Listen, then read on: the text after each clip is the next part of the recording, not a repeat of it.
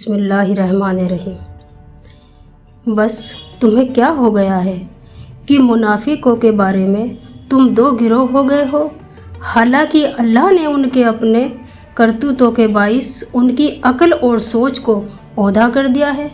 क्या तुम उस शख्स को राह रास्त पर लाना चाहते हो जिसे अल्लाह ने गुमराह ठहरा दिया है?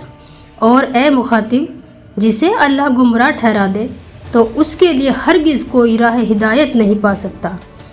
वो मुनाफिक तो यह तमन्ना करते हैं कि तुम भी कुफ्र करो जैसे उन्होंने कुफ्र किया, ताकि तुम सब बराबर हो जाओ। सो तुम उनमें से किसी को दोस्त न बनाओ, यहाँ तक कि वो अल्लाह की राह में हिजरत करके अपना सिद्क़ व इखलास साबित करें। फिर अगर वो अपने मुआहिदे अमन से रुकदानी और जहरियतन का इंतकाम करे तो उन्हें गिरफ़्तार कर लो और दौरान जंग उन्हें जहाँ भी पाओ कत्ल कर डालो। और उनमें से किसी को दोस्त न बनाओ और न मददगार, सिवाय उन लोगों के जो ऐसी कौम से जा मिले हो कि तुम्हारे और उनके दरमियान मुआहिदा अमान मौजूद हो, या वह हौसला हार कर तुम्हारे पास इस हाल में आ जाएं कि उनके सीने में इस बात से तंग आ चुके हों कि वह तुमसे लड़े या अपनी कौम से लड़े। और अगर अल्लाह चाहता तो उनके दिलों को हिम्मत दे देता, यकीनन उन्हें तुम पर गालिब कर देता, तो वह तुमसे ज़रूर लड़ते। बस अगर वह तुमसे किनारा कसी कर लें और तुम्हारे साथ जंग न करें और तुम्हारी तरफ सुलह का पैगाम भेजें तो अल्लाह ने तुम्हारे लिए भी सुलहजुई की सूरत में उन पर दस्तराजी की और राह नहीं बनाई है। अब तुम कुछ दूसरे लोगों को भी पाओगे जो चाहते हैं कि मुनाफिकाना तरीके से ईमान जाहिर करके तुमसे भी अमन में रहें और पोशीदा तरीके से कुफ्र की मुआफ़िकत करके अपनी कौम से भी अमन में रहें।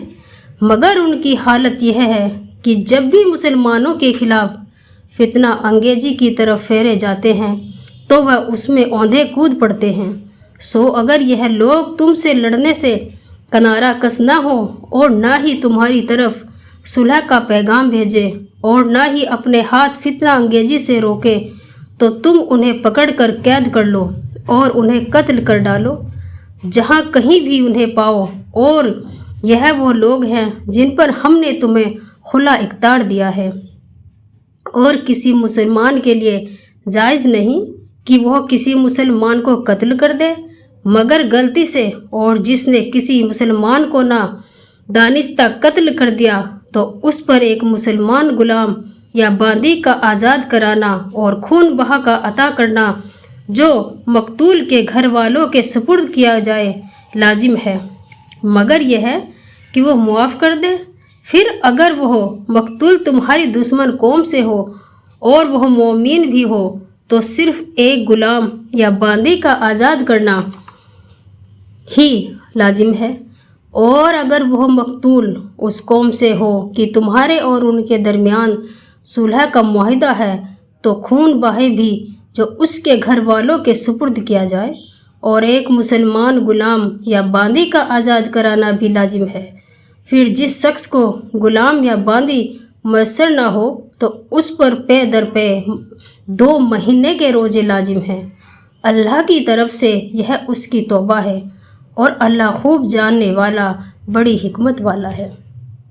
और जो शख्स किसी मुसलमान को कस्तन कत्ल कर दे उसकी सज़ा दोजख है कि मुद्दतों उसमें रहेगा और उस पर अल्लाह गज़बनाक होगा और उस पर लानत करेगा और उसने उसके लिए ज़बरदस्त अजाब तैयार कर रखा है। ऐ ईमान वालो, जब तुम अल्लाह की राह में जिहाद के लिए सफ़र पर निकलो तो तहकीक कर लिया करो और उसको जो तुम्हें सलाम करे यह ना कहो कि तू मुसलमान नहीं है। तुम एक मुसलमान को काफिर कहकर मारने के बाद माले गनीमत की सूरत में दुनियावी ज़िंदगी का सामान तलाश करते हो तो यकीन करो अल्लाह के पास कुछ अमवाले गनीमत है, इसमें पेशतर तुम भी हो तो ऐसे ही थे। फिर अल्लाह ने तुम पर एहसान किया और तुम मुसलमान हो गए। बस दूसरों के बारे में भी तहकीक कर लिया करो, बेशक अल्लाह तुम्हारे कामों में खबरदार है।